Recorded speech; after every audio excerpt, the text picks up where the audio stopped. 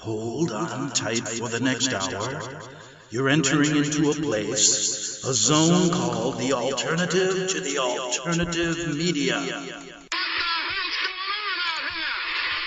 It's a place, a special place where even truth seekers fear to tread. All right, people, let's move like we've got a purpose. Affirmative. Okay, boys and girls, welcome back to the investigative journal, No Gender-Neutral People Allowed. As I always tell you, you have to admit whether you are a boy or a girl and prove it by your birth certificate to listen to this show. Isn't it crazy, all this stuff going around about gender neutrality and telling kids that, you have a right to decide what sex you are? My goodness, what is the world coming to? It's just a crazy place to live. Hey, by the way, Greg Anthony here on the Investigative Journal, as always. I've been doing this show a long time, and sometimes I forget to really state the purpose of it and to make it very simple and clear. I like to make things easy and simple, because when you get to the internet and you get to listen to all this misinformation, then you throw in a lot of these intelligent conversations. Sometimes you get confused about the whole picture. Well, really what this show is all about is a progression of trying to get to the idea of where all these problems in the world come from. I mean, if you're a problem solver, and there are many people out there, whether you like to say it, you want to solve problems. And so you see hunger, you see inequality and injustice in our justice system, you see political turmoil, you see war. And your first example is, how do I stop this? If you're a good and decent person, that's what you're thinking in the back of your mind. So as a journalist, when I started out, my idea was always to get the story. To find out, ask questions. The more questions you ask, the more you will understand about really what's going on in the world. And so you start out not knowing anything. Wipe your slate clean and just start asking questions. And isn't that the mark of a child? That's what you do when you're a kid. You ask everything. You see, the first time you see an apple, the first time you see a tree, the first time you see anything, you're very inquisitive. But where does that inquisitive nature, where does it start leaving people? It starts leaving them when they're indoctrinated in school, in education, in our educational system. And you start thinking back and you start going, let me give you an example. You are inundated, if you go to a Christian school, every morning, you've got to say your prayer. Well, let's say a Catholic school, which when I was young, I thought it was Christian. So you're inundated in the morning. You've got to say your prayers. And then you got to do this. You got to do that. You say the Pledge of Allegiance. You look at the teacher's table, and there's a globe on it. And so all of these ideas are fed to you. And you as a young person trust this to be the way the world is. And so we begin our indoctrination. The first time that you enter those public schools or Catholic schools or Christian schools or any schools in America, and you're not allowed to think. You're bombarded with what other people have told you are the truth. And so it's really hard to get away from that, because as you get older, you rely on that. Now, there are many professions in the world, and the reason journalism is interesting is that it opens you up to a wide variety of things. You're not basically a horse with blinders on. And let's say you decide to be a brain surgeon. You may know everything about opening up a brain, and I'm telling you that's important when someone needs that. But perhaps that brain surgeon doesn't have time to really understand, and be inquisitive in many other things. And I'm not saying he doesn't. But all I'm saying, you can see my point. You can spend your life pigeonholing yourself into a certain profession, and my God, you have to do that to survive. There's nothing wrong with it. But what a journalist should do is should allow, as quick as possible, to give people who don't have time the idea of what freedom is, the idea of what the world is about, the idea of what your politicians are doing at a federal, state, local level. And that's a journalist, trying to synthesize the problems and trying to tell the people, here are the possible solutions, here is what this man is saying, here is what this man is saying, and now you make up your own mind. But when journalists convolute things, when they don't make it simple, when they start basically using what they do every day, you research, you ask questions, you do many different things, and you don't make it easy for your listeners or readers, you're going to have a problem with information. And that's really a problem in America with the onslaught of the internet, with the onslaught of what I call now segregated news. You can go to Fox and you get the right-wing attitudes. You go to CNN, you get the left-wing attitudes.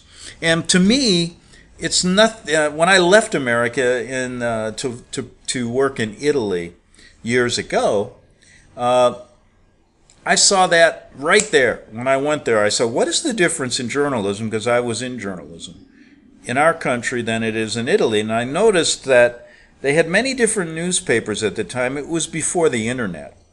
And one newspaper supported the communists. In fact, I lived in a communist town. It was pretty nice. Communism there in that town wasn't communism of Russia. It was basically, I don't know how you say it. I thought it could have been democratic. I didn't know the difference. It seemed to be the same as living in a small town in America. But anyway, the one paper supported communism, another socialism, another the Christian Democrats, another the fascists. So each paper, you knew where you were going, and they didn't mince their words. They didn't, basically, you knew when you went to that paper you were going to get a slant. So what you had to do is read them all and then decide what the hell's going on.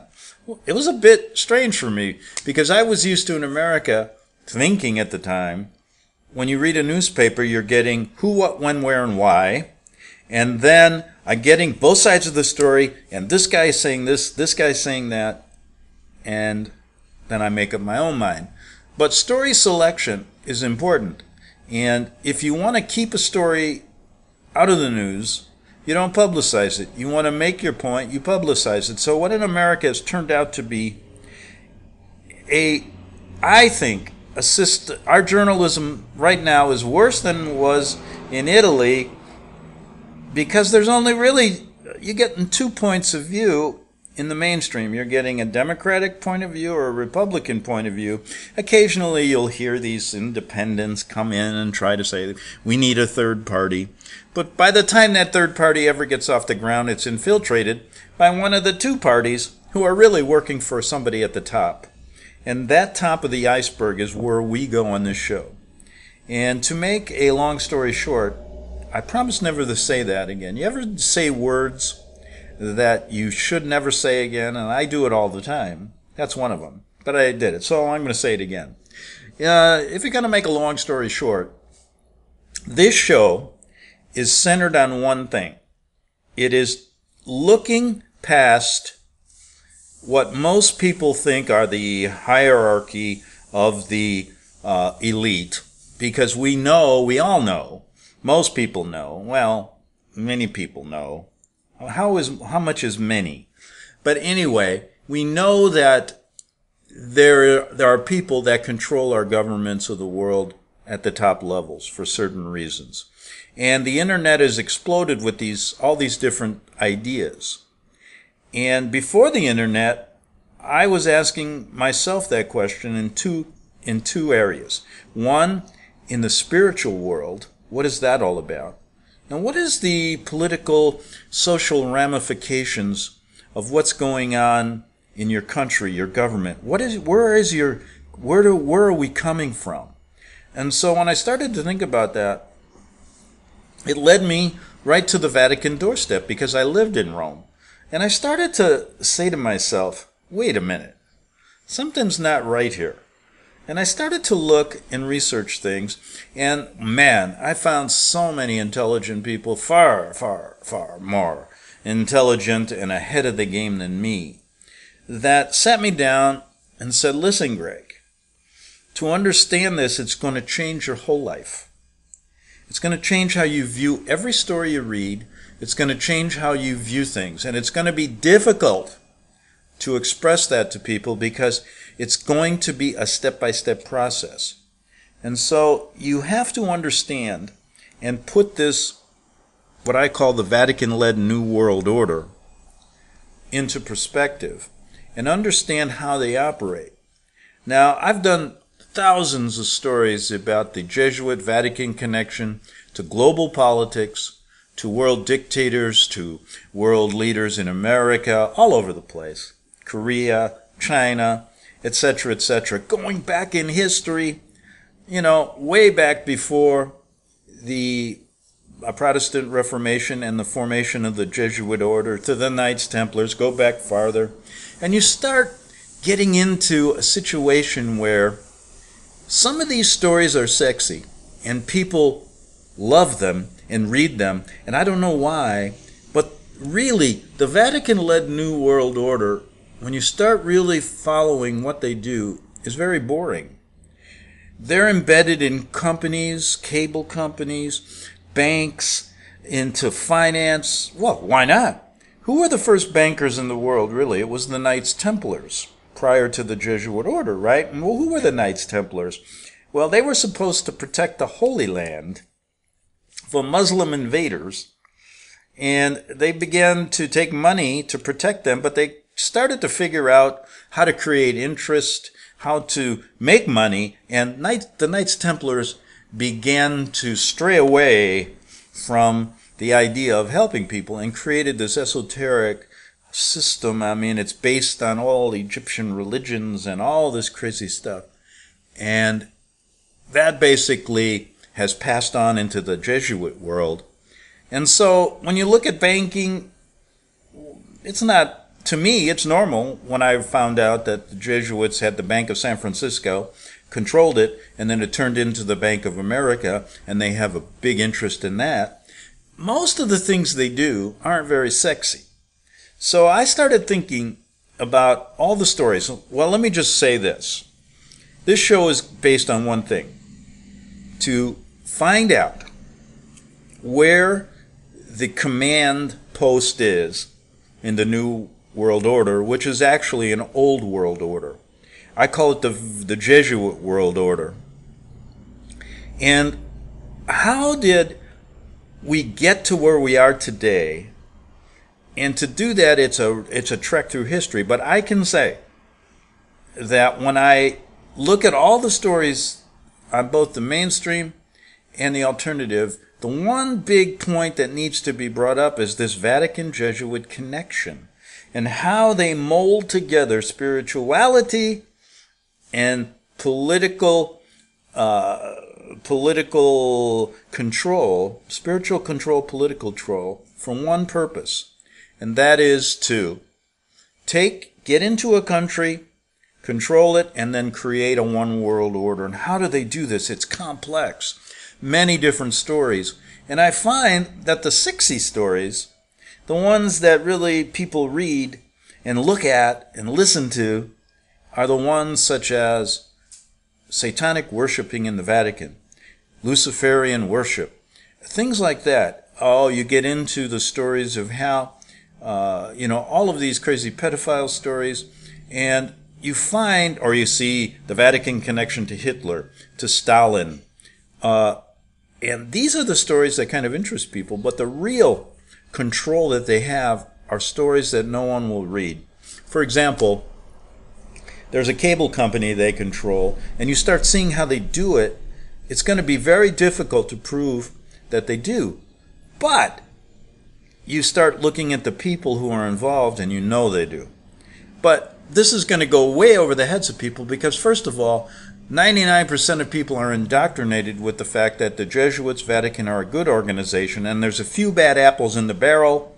So, once you start making claims, as we do on this show, saying that it's necessary to put this into the public mainstream conversation, it's difficult. And when you have an opposition media controlled by the very organizations we talk about, when you have an opposition to any idea that starts to tear down the Vatican world order, the Jesuit world order, you see that the more you do, the more you see how large they are. And I can give you story after story of how in the old days I was marginalized in a subtle kind of way where people would say, "You're crazy, Greg. They couldn't do something like that."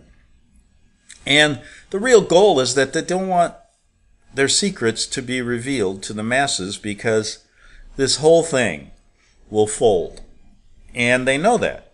So they're the wealthiest organization in the world, and you times that by 100 because they get involved with the people who control the purse strings of countries like ours, trillion-dollar budgets in their hands. No wonder there are problems, right? And you go to Korea.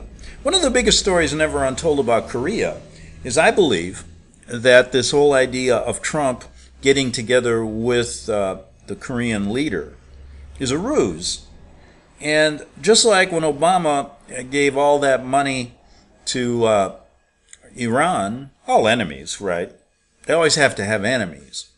That was kind of, the media loved it.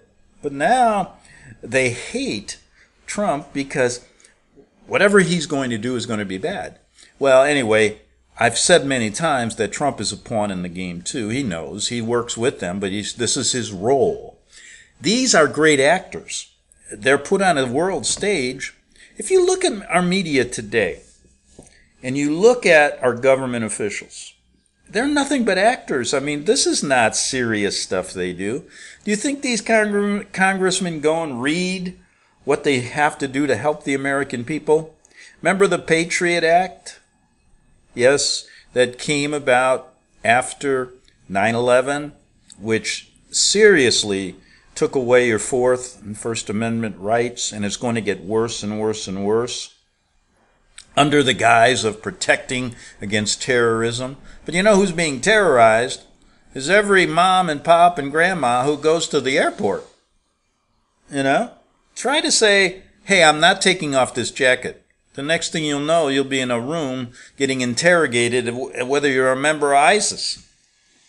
So really, the whole idea is control. Control how you travel. Control how you think. Control how you're educated, like I mentioned earlier. Control what money you have, how you use your money. But to get back to Korea, that's the story. You're going to see Korean unification. South and the North are going to get together, and it ain't going to be for good. And that's going to be combined with a connection to China. I have a Buddhist friend who can't go back to Tibet.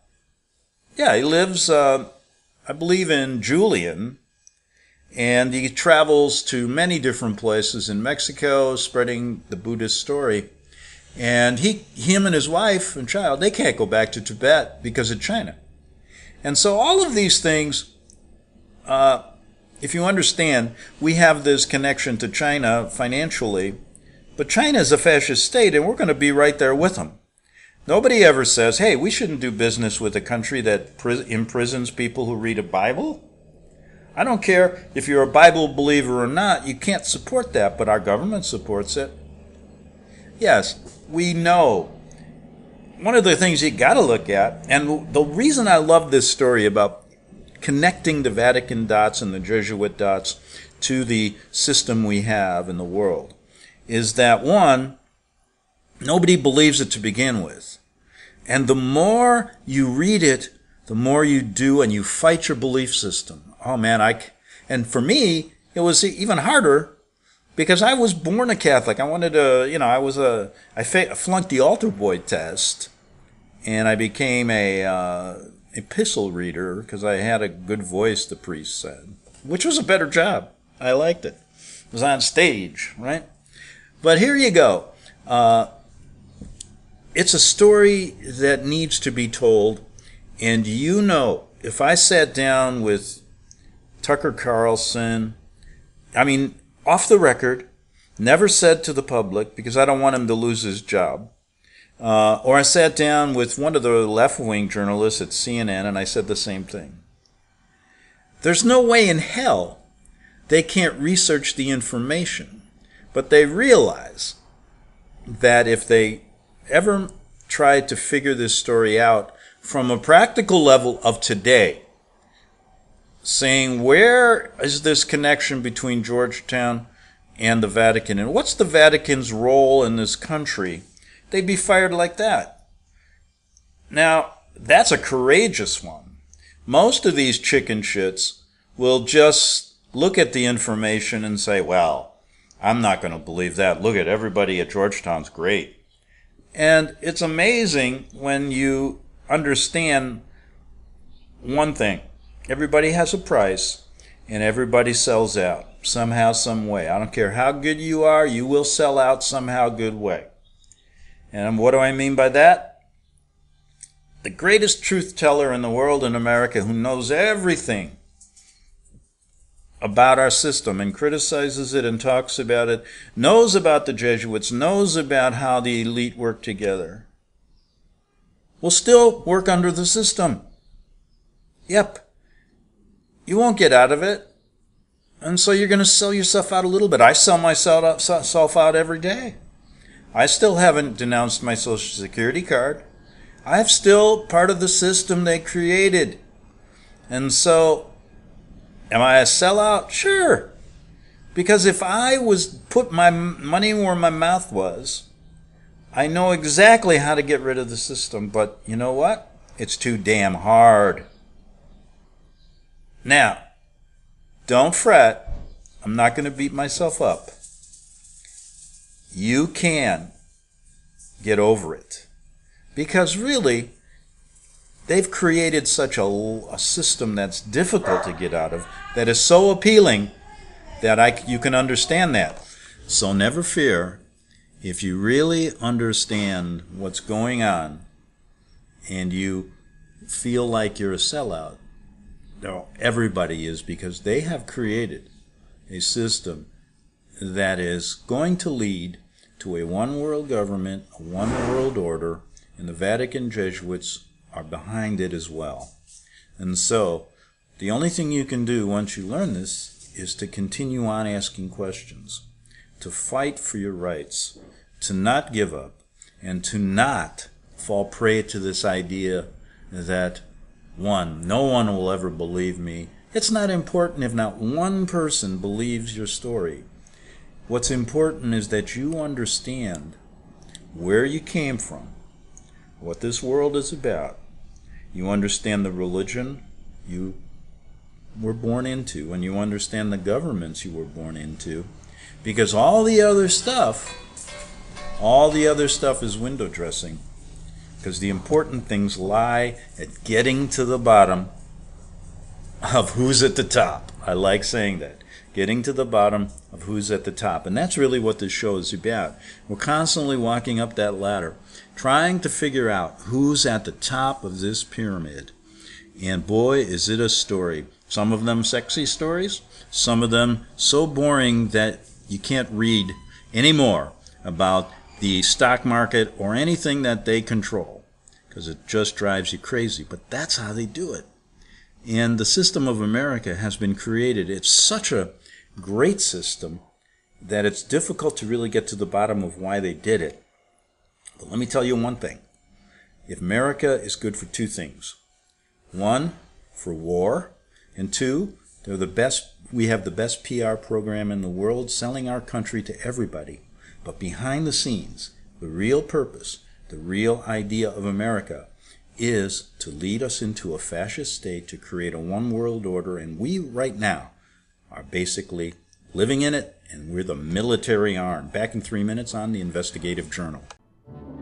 The book of Revelation says, the spirit of prophecy is the testimony of Jesus Christ. This is at the very heart of FirstAmendmentRadio.com. In that spirit, we have created the Prophecy Reality News app. for all of your mobile devices, streaming First Amendment Radio 24 hours a day, 7 days a week. Available for your Apple, Android device, and smartphone, absolutely free. Get the Prophecy Reality News app installed today, so you can listen to First Amendment Radio wherever you are. The Prophecy Reality News app. Get it now.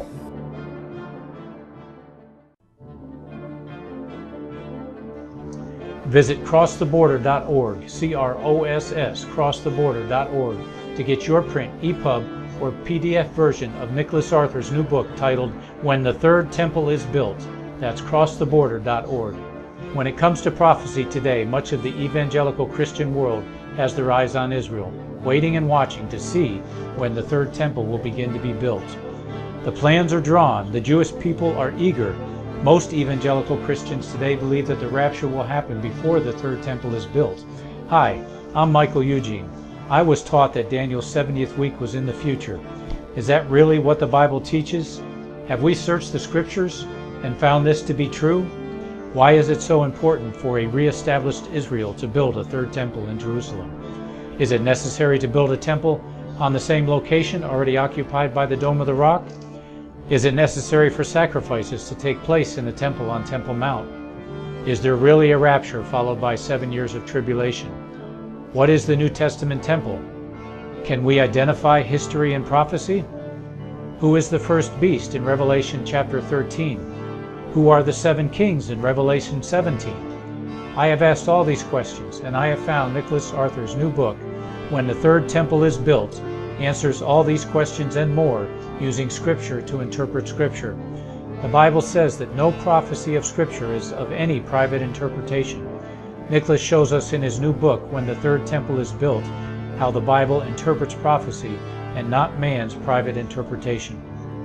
Visit crosstheborder.org, CROSS, crosstheborder.org, to get your print, EPUB, or PDF version of Nicholas Arthur's new book titled When the Third Temple is Built. That's crosstheborder.org. The following program is labeled dangerous and off limits by the supreme Jesuit command. But stand tall, people. Listen up, and you may just learn something. Oh, dear Lord Jesus, this ain't happening, man. This can't be happening, man. This isn't happening.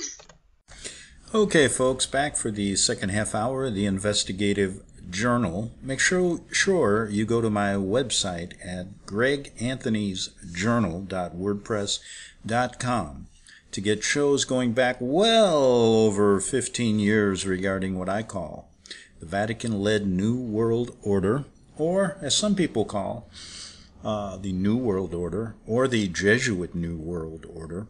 And in the first half hour, I discussed the purpose of this show and what we try to do. And let me just end that with saying this. The whole idea always has been to get this story onto the table of discussion.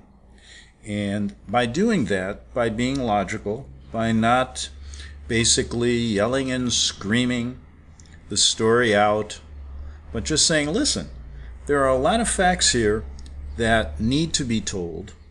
And in the effort of getting to the bottom of what's going on, as supposedly your congressmen are doing, as supposedly the journalists on the left and right are doing, you would think this story would have some significance, but it doesn't. My only conclusion is that they want to hide it from you, and the reason they do is because they're all involved in the Vatican-led New World Order. And so, let me leave it at that, and you know what I want to get to first? I want to talk about McCarthyism in America today, and then maybe finish up with a little bit more on J. Edgar Hoover, his connection to the Jesuits, as well as when you think about the FBI, what do you if you move over to Europe, what do you think about? Interpol. And there's a connection there that not many people know about. And secondly, did you know the FBI does not have a charter for its existence? As much as you may hate the CIA, they were formed, and there is a charter where they're formed. And that was in 1947. The roots going back to Pope Pius XII and the OSS in Rome, the American OSS. But it's interesting that the FBI has no official charter. So, I mean, you could disband it tomorrow.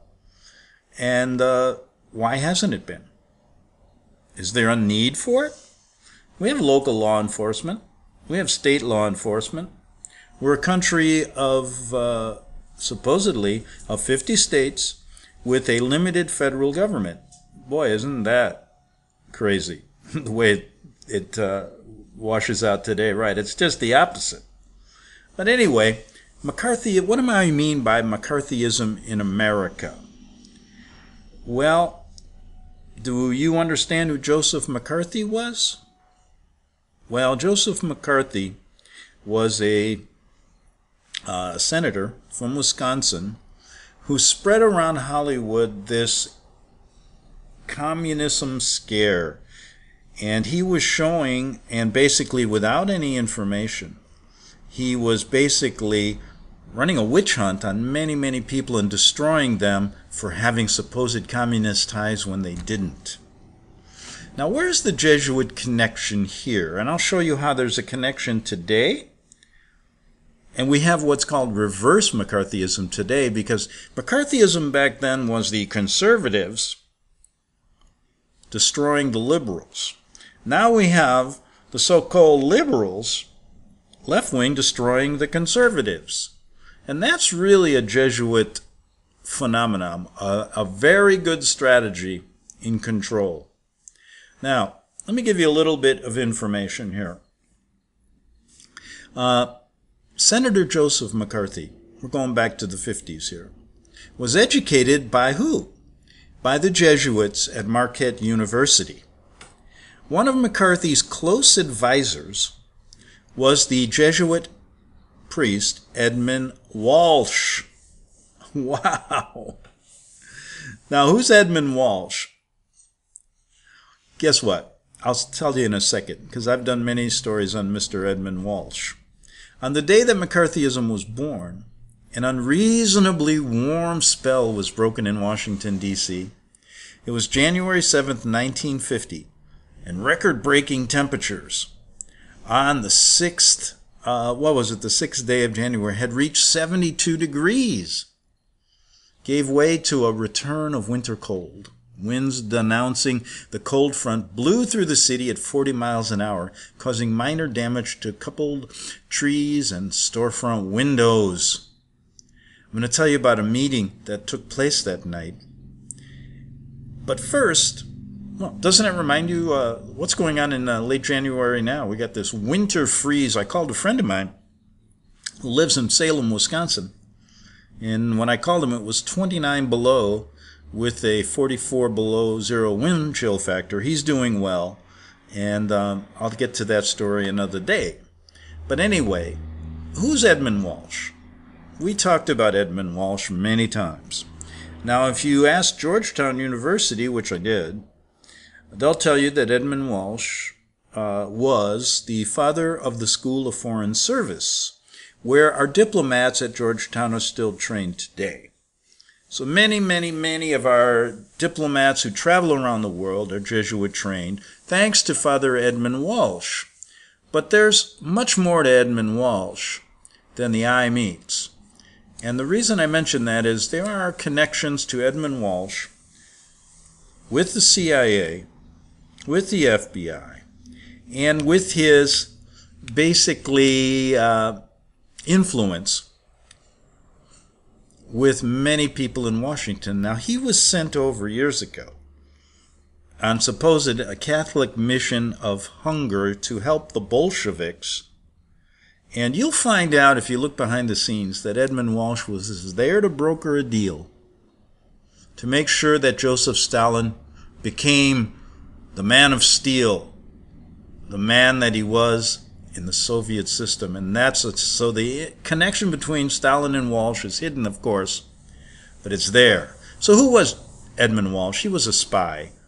You find him in earlier years in Baghdad. you find him traveling all over the world. And when I called Georgetown and asked about some of these travels, he basically said he was one of the greatest educators known to man. And in fact, he's even now, if you go to President Dwight D. Eisenhower's website, there's a page dedicated to Edmund Walsh, and they did a huge service for him on the White House lawn when he passed away.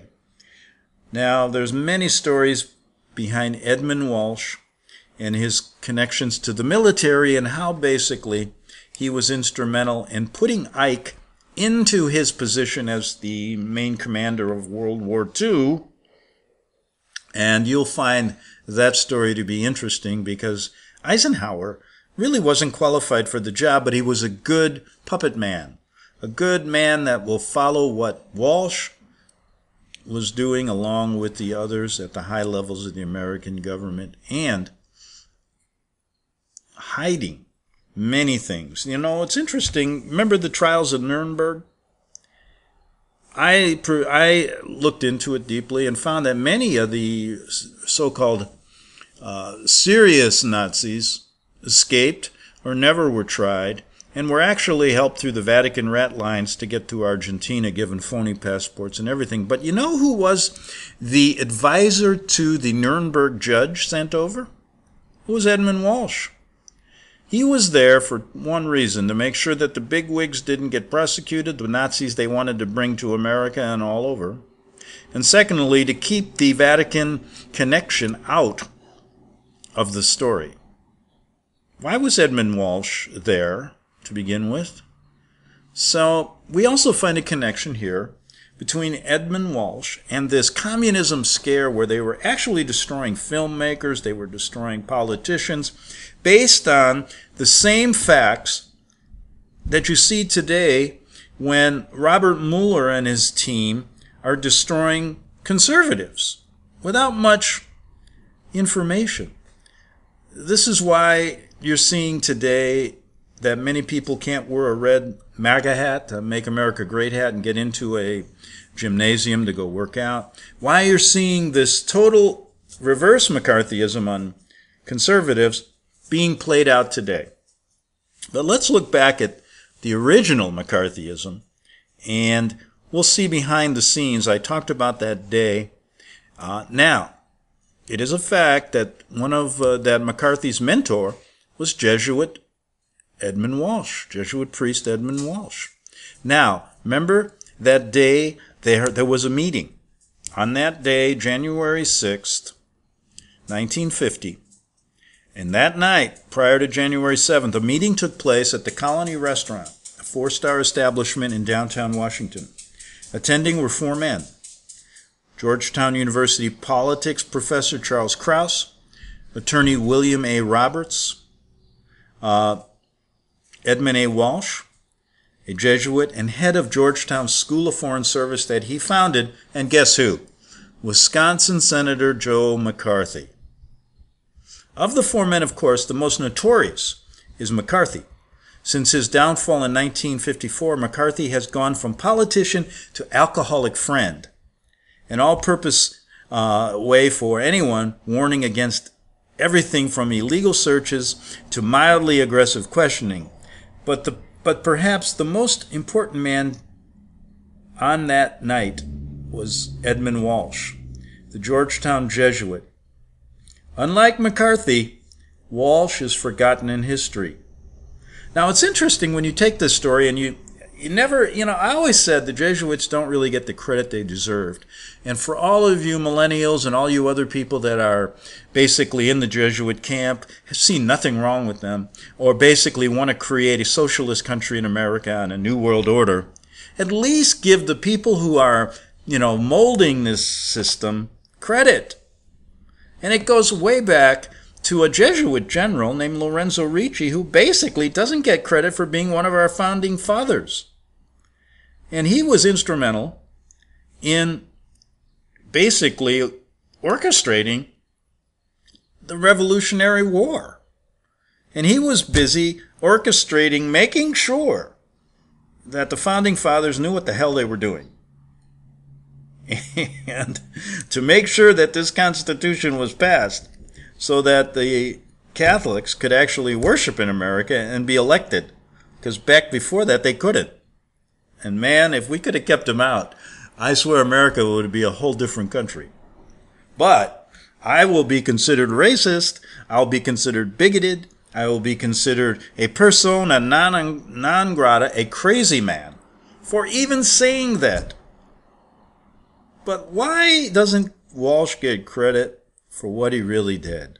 Now, also, so we have Walsh being close to Stalin, which is a story that most people will say, oh, you're making it up. Walsh was instrumental in making sure that Stalin got into power so that all those people could be killed, and you know the whole story. But we see him close to McCarthyism, close to creating this chaos back in the 50s.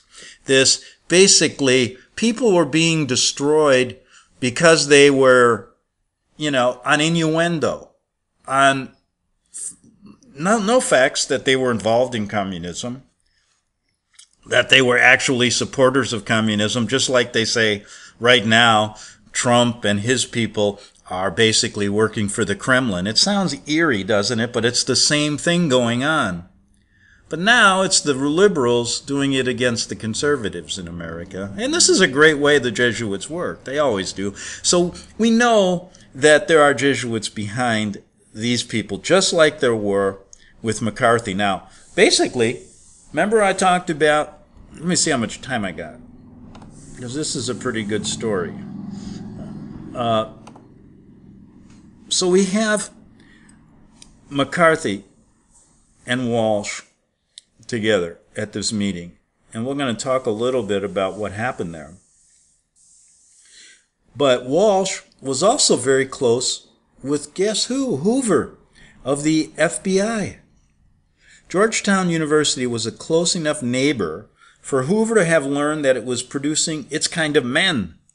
Even back then, one of its faculty members, Father Edmund Walsh, spoke regularly at the FBI's National Police Academy.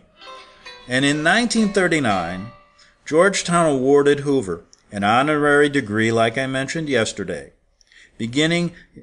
Now, what did he get at the honorary degree? He got the sword, a replica of the sword of Ignatius Loyola, the sword that was used to kill many Protestants, or at least a symbol of the anti-Reformation and what the Jesuits were founded for back then. That goes on right to this day. Now, beginning in 1937, Catholic FBI employees began making annual retreats at Manresa on a Jesuit retreat house in Annapolis, Maryland, where Father Robert S. Lloyd was the director. Lloyd and Hoover would end up like each other very much. Remember how I said Hoover fit in well with his homosexual ways with the hierarchy of the Jesuits and the Vatican? And he was very, if you could read between the lines, they would end up liking each other very much. Now, you got to go. There's a couple books out that are really worth getting. One is The F.B.I. and the Catholic Church, and I think that was written in 1962 by Steve Rossworm. But you see this connection to the Jesuits not only in the CIA that we've discussed in this show, but also Walsh, a pretty big player with the FBI as well. And if you look back and go to Eisenhower's website, you ask yourself this: why would a professor be given a White House eulogy and then still have a page on his website? Because he was more than just a teacher. His School of Foreign Service still sits there. And I bet you if you look really closely, you will find the same connections in the FBI and the CIA that there were back at its founding. All of them in the pocket of these people. And I imagine you will find a mentor to people like Comey. Well, we also know that Hillary Clinton and Bill Clinton's mentor is a Jesuit, Carol Quigley. The connections are there, folks, but people do not want to take the time or the effort to really connect the dots. And man, like I said, some of these stories are sexy, some aren't. McCarthyism in the 50s was terrible. I mean, they were ruining people without any factual information based on this anti-communism scare that they created. Now, if we look real deep, you'll see where was the origins of communism in the first place? I said two things about the Jesuits. They're great in creating religions, new ones, and great in creating new forms of governments. Well, if you look closely, you'll find that the origins of communism started in the Paraguay experiments, when they went down there and basically used the people there, the natives of Paraguay, as slaves, and tested the communist system that they then brought over to Russia to create this chaos. You always got to have an enemy. First it was, we know World War I, we know World War II, then we see now the War on Terror as the interim war before the big one, World War III. And it's interesting to note, and I mention this fact every now and then, that I always say America is good at two things. They're good at the PR program they have for this country, and secondly, we're good at fighting wars. Of all the years we've been a country, of all the years we've been here spreading this propaganda that we're the greatest thing since sliced bread, we've been involved in wars officially now, all but 20 years of America's foundations since we began. And that's not even counting before. I'm not even counting the Revolutionary War. And it hasn't changed. And so I guess we must be pretty good at it. And we spend a lot of money. And there's a lot of money being spent on war. So back to Mr. Walsh. So can't anyone read between the lines here? And when you make a statement such as, the Jesuits have a deep interest in the way this country runs, it's not far-fetched. Here's a fact where you can find Walsh meeting with them meeting with McCarthy to create chaos. How could this man, who professes to be in the, Society of Jesus, who professes to be a very important professor who wants to open up young minds, how can he be involved in making sure that Joseph Stalin becomes the leader of Russia, and also get involved with McCarthy to spread lies and hatred to destroy American people? Because that's what they do. They tell you one thing on the surface in public, and they work their deceptions behind the scenes. That's why you never hear about them. And that's why I said, all you people who love what's happening in the world, that see a bright new future in the New World Order, at least give the people who are creating this, not the ones that they put up as their puppets, but the ones who are really working behind the scenes, why don't we give them credit? And that's all I'm really trying to do here. And so Walsh and McCarthyism are a fantastic example. Now, I got some really good facts about how Walsh and McCarthy, what went on behind the scenes, and I'm going to have to delay that till tomorrow. But I did want you to understand that the same thing's going on now in Washington, and I think you can see it. How they're spreading these same McCarthy-like tactics on people that are basically involved with anything Donald Trump is doing. How Donald Trump is being categorized as this evil character for being involved with Russia. All of it unfounded. But the real twist to this story, the real twist is that Trump knows about it. He's actually signed up for the part It's kind of like this. There's a little tunnel between Georgetown and the Capitol building. They're very close, the White House. And they meet down there. It's kind of like a casting call. Okay, Mr. Trump, and you walk in there and there's a few people trying out for the part of President of the United States.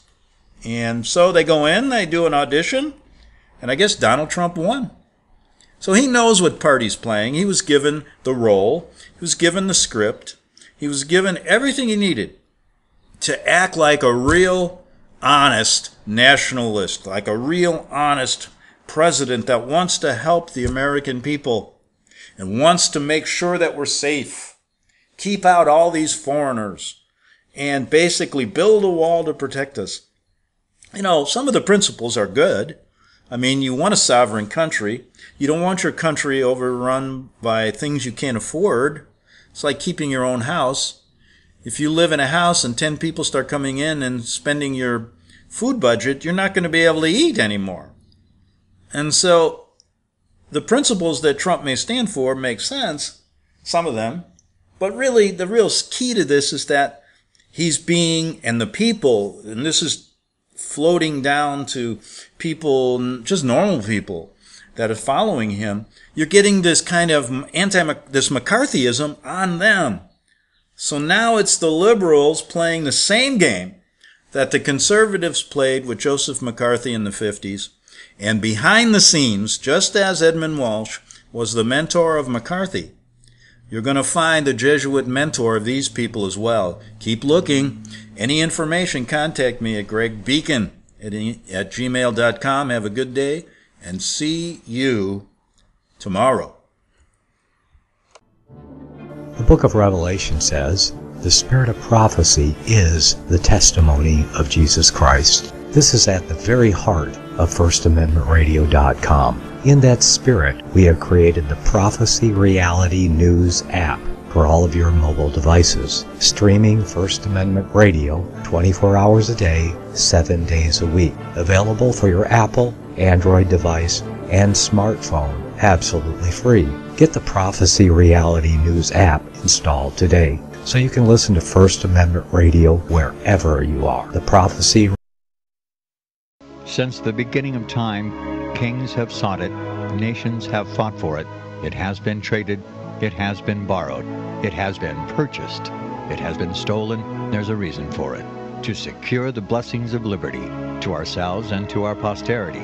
Invest with the security of gold and silver.